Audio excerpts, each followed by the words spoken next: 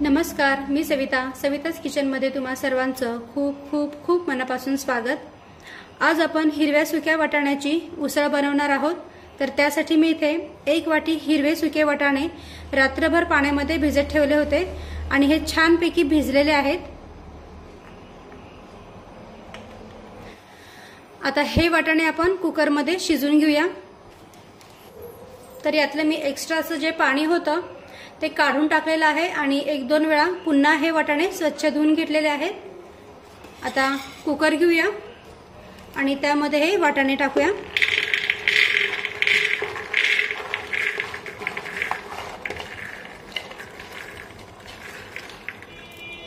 वाटाणे कुकरमध्ये टाकल्यानंतर यामध्ये पाणी टाकूया। फार पाणी टाकायचे नाहीये कारण आपण याची उसळ बनवणार आहोत। पातळ जर का रस्सा भाजी करणार असाल तर मात्र पाणी थोडंसं जास्त घाला। तर इथे मी साधारण 1 ग्लास तरी पाणी ओतलेलं आहे। वाटाणे कुकरमध्ये टाकल्यानंतर पाव चमचा मी हळद यामध्ये टाकते, अर्धा चमचा मीठ। आता कुकरला झाकण लावूया आणि गॅसच्या मध्यम आचेवर कुकरच्या 3 शिट्ट्या काढून घेऊया। आणि आता मध्यम आचेवर कुकरच्या 3 शिट्ट्या झालेल्या आहेत। कुकरचं झाकण काढूया।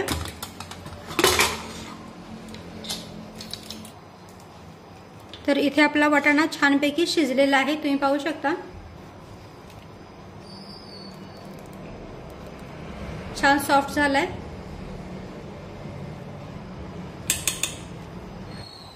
आता लगेचच आपण याला फोडणी देऊन घेऊ। तर गॅसवर मी कढई गरम करायला ठेवलेली आहे। आता कढईमध्ये 2 ते 3 चमचे तेल टाकूया।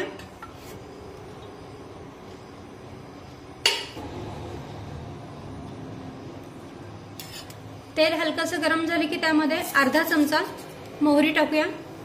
मोहरी टाकल्यानंतर गॅसची फ्लेम कमी करायची म्हणजे मग मोहरी अंगावर उडत नाही आणि मोहरी छानपैकी तडतडली पाहिजे।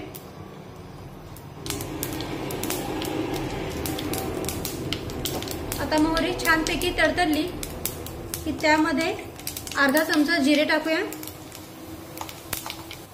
जिरे पण छानपैकी फुलून फुटले की कढीपत्ता टाकूया।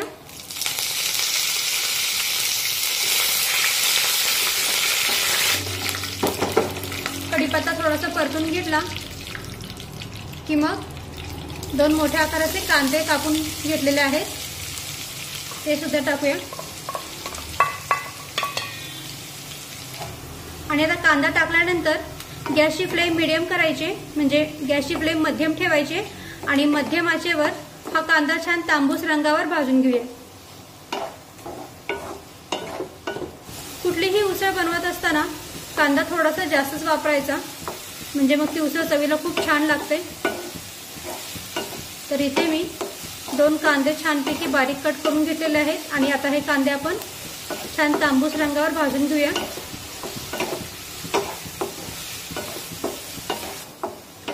आता कांदा छान तांबूस रंगावर भाजलेला आहे। कांदा चांगला भाजला म्हणजे मग तो दाताखाली करकर लागत नाही। तर इथे आपला कांदा छानपैकी भाजून झालेला आहे, छान तांबूस रंग आलेला आहे। आता यामध्ये अर्धा चमचा आले लसूण पेस्ट टाकूया आणि आले लसूण पेस्ट साधारण 1 मिनिट छानपैकी यामध्ये परतून घेऊया।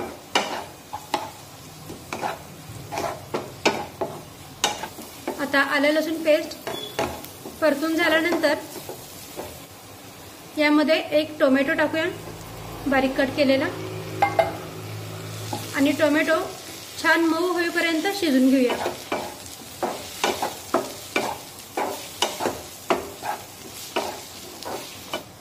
आता टोमॅटो सुद्धा मऊ शिजलेला आहे। तर यामध्ये पाव चमचा हिंग टाकूया, 1 चमचा लाल मिरची पावडर टाकूया। त्यानंतर कांदा लसूण मसाला टाकूया। तरी मी इथे 1.5 चमचा कांदा लसूण मसाला वापरते। त्यानंतर अर्धा चमचा गरम मसाला पावडर टाकूया आणि अर्धा चमचा धना पावडर टाकूया।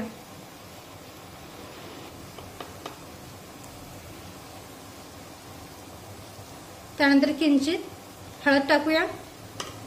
हळद आपण सुरुवातीला वाटाणे शिजताना पाव चमचा घातली, त्यामुळे मी आता अगदी थोडीशी हळद यामध्ये टाकली।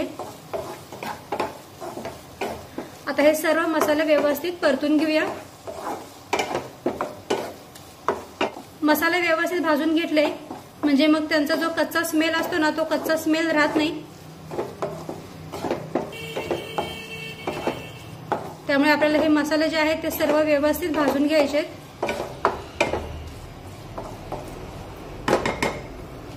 मसाले व्यवस्थित भाजून झाल्यानंतर यामध्ये मी वाटाणे टाकलेले आहेत। आता हे वाटाणे व्यवस्थित मिक्स करून घेऊया। त्यानंतर थोडंसं मीठ टाकूया। तर सुरुवातीला सुद्धा आपण मीठ वापरलेलं आहे जेव्हा आपण वाटाणे कुकरला शिजवून घेतले, त्यामुळे आता अगदी चवीनुसार मीठ टाकायचंय।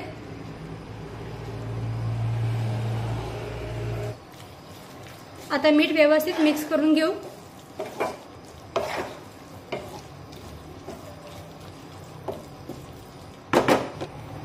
त्यानंतर वरून थोडीशी कोथिंबीर टाकू।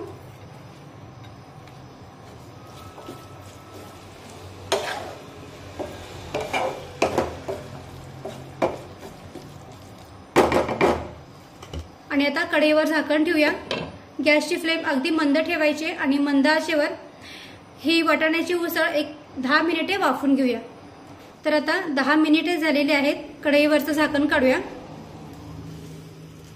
खूप छान सुगंध येतोय उसळचा। वरून थोडीशी कोथिंबीर टाकू आणि पुन्हा एकदा ही कोथिंबीर यामध्ये मिक्स करून घेऊ।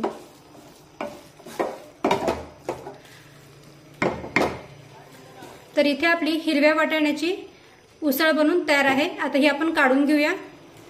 तर इथे आपली हिरव्या सुक्या वाटाण्याची उसळ बनवून तयार आहे।